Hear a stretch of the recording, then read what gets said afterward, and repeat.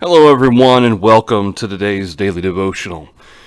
Our Daily Devotional today is going to come from an article that was posted last week, and it's different. The title of the article is I'm sorry, it wasn't last week; it was last month, March 11th. And the title of the article is California Proposes Curriculum with Chanting Name of Aztec God Who Accepts Human Sacrifice. You can't make this stuff up. You really can't. Here's the article. I'm not going to read the whole thing, but okay. The California Department of Education has proposed an ethnic studies model curriculum that includes, among other things, chanting the names of Aztec gods in an attempt to build unity among school children. Included in the draft curriculum is a list of lesson resources with a chant based on Inlak Ek, which it describes as love, unity, mutual respect, and Pancha Be, which it describes as seeking the roots of truth. The chant starts with a declaration that you are my other me, and if I do harm to you, I do harm to myself. Before chanting the name of the Aztec god Tezcatlipoca, the text reads, seeking the roots of the truth, seeking the truth of the roots, elders and us youth, critical thinking through. It adds Tezcatlipoca, smoking mirror, self-reflection, Tezcatlipoca. Tezcatlipoca is the name of an Aztec god that was honored with human sacrifice. According to the World History Encyclopedia, an impersonator of Tezcatlipoca would be sacrificed with his heart removed to honor the deity. In Aztec mythology, Tezcatlipoca is the brother of, however you pronounce that, and that, all of whom appear to be invoked in the proposed chant. Portion read, pulsating creation, some calls like sunlight, the light inside of us, in will to actions, what brings, yada yada yada yada chant. A linked video showed what appeared to be students engaging in a unity chant with some of the language described. Another chant used the term Hanukkah, or one god, which Encyclopedia Britannica identified as a Mayan deity. That portion of the chant read, we're here to transform the world, we're spiraling, rotating, some other weird stuff. The school board, according to CDE's website, is supposed to review a draft of the curriculum on March 17th through 18th, and it just kind of goes on talking about this. Let's see. There was one other part of this I wanted to, So, much of the language and content bears resemblance to other programs that have been associated with critical race theory, a controversial way of analyzing identity that has been the subject of intense debate. By affirming the identities and contributions of marginalized groups in our society, ethnic studies help students see themselves and each other as part of the narrative of the United States. The guiding principles include goals including celebrate and honor Native peoples of the land and communities of Black, Indigenous, people of color, center and place high value on the pre-colonial ancestral knowledge, narratives, and communal experiences of Native peoples, yada yada yada.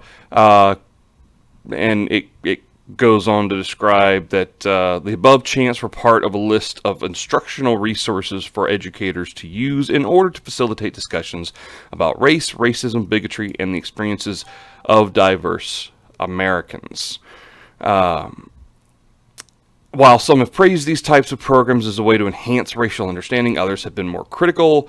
One person calls it a neo-racist ideology. And so forth. They're denying that the principles of America's founding, all men are created equal, they're endowed with their creator, or by their creator, with certain inalienable rights and so forth, that these principles can, through time, bring about human rights for all. Alright, so obviously there's some political, socio-ethnic type of stuff going on as well. I want to focus primarily on the fact that the chant, the whatever it is, it's the purpose they claim is to build unity among school children and to attempt to help others to identify with indigenous culture and other things like that. Let's go back to the Old Testament for a second, okay? Consider what God says in Exodus chapter 20 when God gives the children of Israel the Ten Commandments. He says, I am the Lord your God who brought you out of the land of Egypt, out of the house of bondage.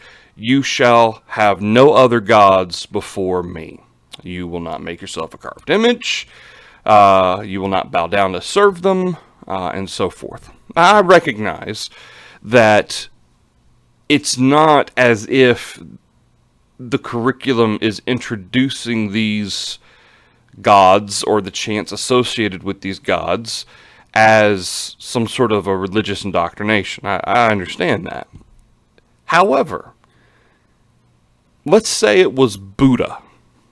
Okay, rather than Tezcatlipoca in this article here. Okay, let's say instead of California proposes curriculum with chanting the name of Aztec god, let's say it's with chanting the name of Buddha. All right, or substitute any other common day false god. I mean, you could include Allah in that. Okay, Allah is not Jehovah. They are completely different. Even if the purpose is to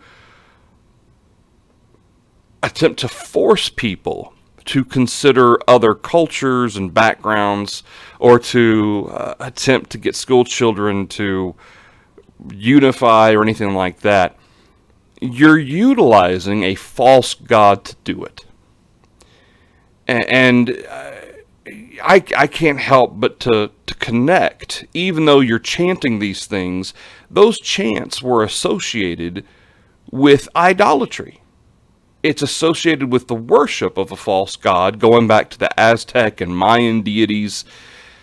You can't just disconnect that, saying, well, it's not worship, we're just using this for this purpose. You're still calling on these gods. Whether the intent is there or not, you're utilizing their names. So it would be no different than if you were to do the same thing with Buddha, do the same thing with Muhammad or Allah or any other false god in our current society. Now, that being the case, consider with me the fact that God calls on his people to only worship him and only consider him in their service and in their lives. He says, I'm a jealous God, or later on in verse 4 and 5 of Exodus chapter 20. Now, that being the case, consider the fact that when it comes to idolatry, how often in the New Testament the brethren are taught and encouraged, how people are taught and encouraged, that idols are nothing. Consider with me the concept of what Paul says, for instance, in Galatians chapter 5.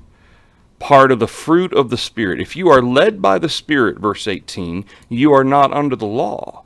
Now the works of the flesh are evident, which are adultery, fornication, uncleanness, lewdness, skip idolatry, sorcery, hatred, contentions, jealousies, outbursts of wrath, selfish ambition, and so forth.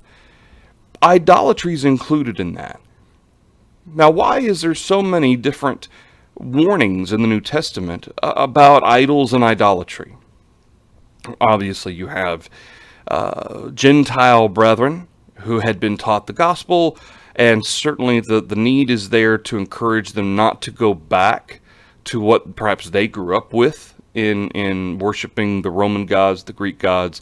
Certainly not to allow those influences to cause them to be turned back in any way, or to allow the worship, the idolatry worship, to infiltrate the worship of God. But over and over and over again, they're called to be reminded of who their focus should be on. Verse 2 of chapter 12 of 1 Corinthians, you know that you were Gentiles carried away to these dumb idols, however you were led. And he's reminding them about the Spirit that is truly the Spirit of God, the Spirit of Christ. Over and over, it's consistent in this warning. 1 Corinthians 10:14, flee idolatry. Now again, I understand that these statements, these chants, have nothing to do with worship per se, but you're still calling on a false god, even if it's for the commendable purpose, I guess, from a cursory perspective of uniting school children together. You're still introducing the name of a false god, calling on these chants associated with false god worship. Now, if I'm one of these students in this article, I can't, in good conscience, I can't participate in this. Again, I could tell myself, well, it's not really worship, but you're calling on the name of a false god. It's like praying to a Roman god or a Greek god, not really because you're praying to them, but because one of the prayers back then had some association with peace and prosperity to others. I'm not really praying to whoever it may be, Zeus or whoever. I'm not really praying to them, but we're going to use this prayer as a means to kind of spread the idea of peace and prosperity to others. In good conscience, I wouldn't be able to do that. And I don't think anyone, any Christian in good conscience, would be able to do that. And so it's interesting how, we've been looking at, articles where, and a lot of this, I'm trying to keep political motivations, political elements to some of this stuff out of our Bible discussions, because politics has no place in Scripture. However, it's also important that as citizens in this world, we keep a pulse on the thought processes of people around us, of society, and of how things are kind of going along. And this is weird. It's just weird, and I believe that any Christian, anyone even calling themselves a Christian, would likely have a problem with that. Calling on the name of an Aztec god who accepts human sacrifice, or calling on the name of Buddha, or calling on the name of Allah. It's not Jehovah. And I say that to then say this. There's a reason why our focus on Jehovah is so emphasized, both on the Old Testament with God's people in Israel, as well as in the New Testament as Christians. We are a people created for good works that are defined by Jehovah. And that being the case, it's important for us to be aware of things like this. Because if stuff like this gets caught on, words have power. The gospel of Jesus Christ has the power to save people from their sins. It has the power to help people to submit every work, every thought into captivity to Christ. But false teaching can have power in the hearts of others. And ideas like this can infiltrate, again, even though the claim is going to be, well, we're not worshiping this Aztec god. I know, I get it. But words can have power, and they can take on a life of their own.